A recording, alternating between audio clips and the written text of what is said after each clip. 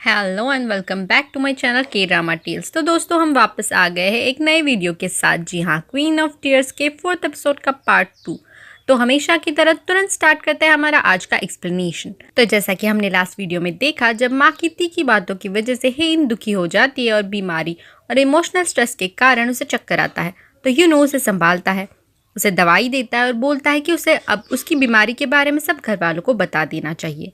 उसके मना करने पर ह्यूनू समझता है कि वो जायदाद और क्वीन ग्रुप में अपनी पोजीशन को खो देने के डर से नहीं बताना चाहती। तब हेन बोलती है कि ऐसा नहीं है और वो अपने माँ बाप को टेंशन नहीं देना चाहती, क्योंकि पहले ही उनका एक बच्चा वो खो चुके हैं और उसे लगता है कि वो ठीक हो सकती है। तो खामखा ये बात बताकर वो सबको उसकी वजह से परेशान नहीं करना चाहती।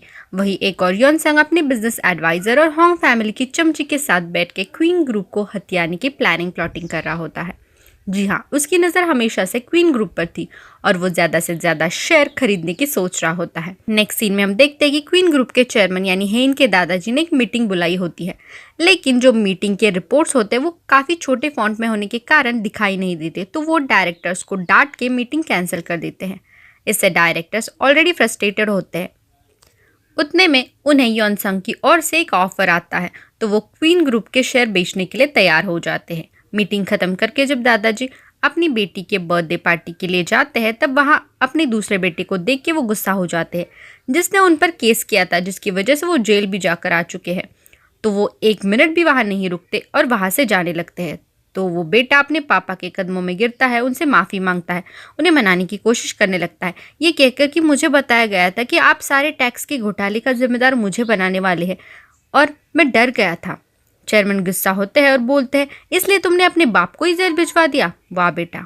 और वहाँ से घर वापस आते हैं। तब उनकी गर्लफ्रेंड उन्हें अपसेट देखकर उनको पूछती कि क्या हुआ और उनके लिए सूप बनाती है। तो उसे बोलते हैं कि ज़िंदगी ने बहुत घाव दिए हैं, लेकिन मैं कभी झुका नहीं, कभी टूटा नहीं। ये पूरा बिजनेस मैंने खड़ा किया, लेकिन अब मैं बहुत कमज़ोर फील कर रहा हूँ। फिर सीन शिफ्ट होता है जहाँ क्वीन मॉल में एक कपल एक शॉप में सेल्स गर्ल से झगड़ा कर रहे होते हैं और पुरानी यूज प्रोडक्ट पर रिफंड मांग रहे होते हैं। वो गर्ल वही होती है जिसने अपनी माँ की बीमारी की वजह से अपने सारे पैसे उसकी बीमारी के लिए इलाज के लिए खर्च किए होते हैं। जब सेल्स गर्ल बोलती है कि वो ऑलरेडी 9 महीने हो गए उस प्रोडक्ट को और क्रीम पूरा ख़त्म होने को आया है, तो इस पर वो रिफंड नहीं दे सकती है।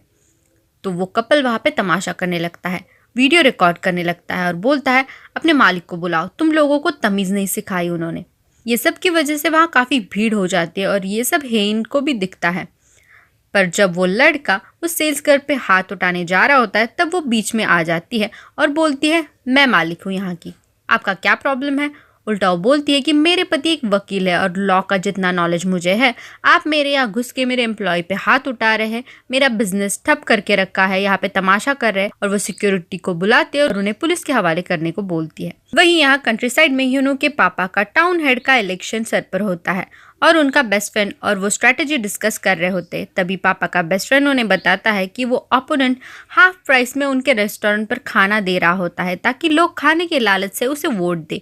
ये तो इलीगल है। ये बोलने के लिए वो दोनों उसके रेस्टोरेंट पर जाते हैं, तो वहाँ ह्यूनो के पापा को उनका ही बड़ा बेटा खाना खाते हुए दिखता है। ये देखकर उसका ही प्लान चौपट हो जाता है। फिर वो जब घर आता है तो सब परिवार वाले मिलकर उस बेटे की क्लास लेते हैं।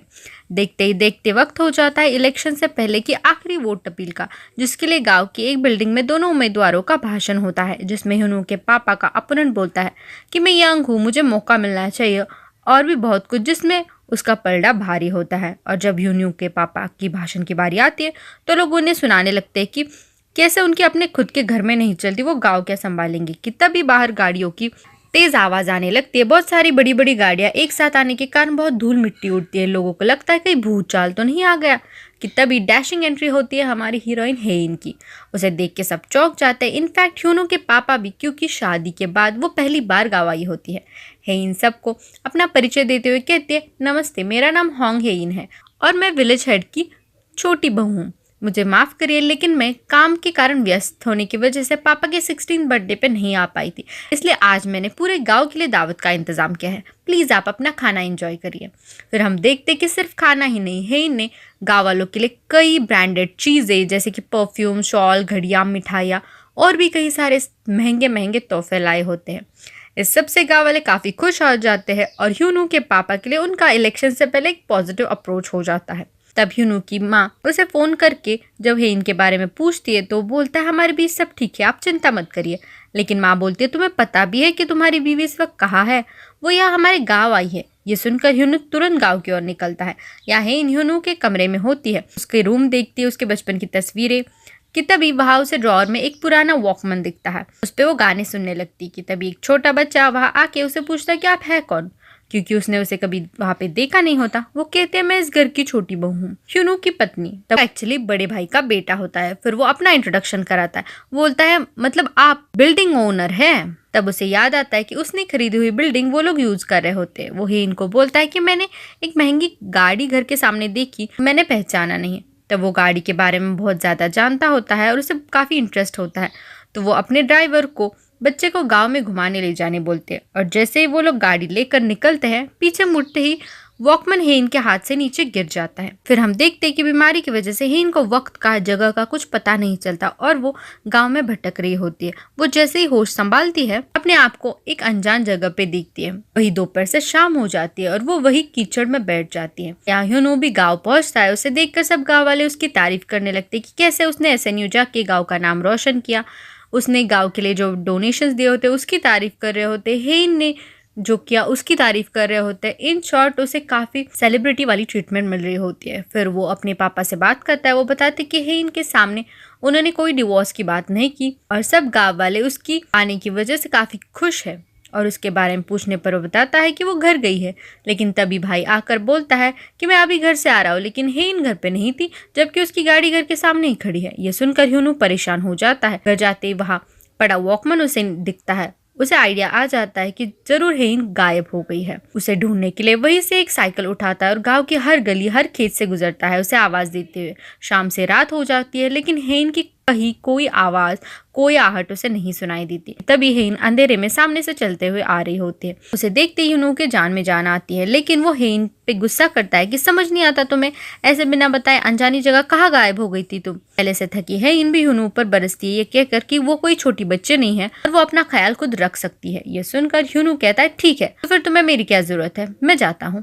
और वो मुड़ता है कि तभी स्ट्रीट लाइट्स जलती है। तब हेन को अपने पति का पसीने से भीगा हुआ कोट, बिखरे बाल, फोल्डेड स्लीव्स ये सब नजर आता है। वो समझ जाती है कि उसके गायब होने की वजह से ह्यूनू परेशान था और उसे घंटों से ढूंढ रहा है। इससे उसका पेशेंस भी टूट जाता है और वो रोने लग जाती है। वो बोलती है कि मैं डर गई थी। ये सुनते ही ह्यूनू हेन की तरफ मुड़ जाता है। उसे भी हेन का कीचड़ से गंदा हुआ ड्रेस, पाँव पे लगी चोट दिखती है। हेन कहती है कि मैं बस वॉकमैन लेने के लिए झुकी, फिर पता नहीं कब मैं एक जगह से दूसरी जगह आ गई। मुझे कुछ समझ नहीं आ रहा था मैं कहाँ जा रही हूँ, सब नया और अनजाना था, मैं बहुत डर गई थी। ये सुन के और हेन के आंखों से बहते हुए आंसू देख के ह्यूनू का गुस्सा कंसर्न और सिंपैथी में बदल जाता है।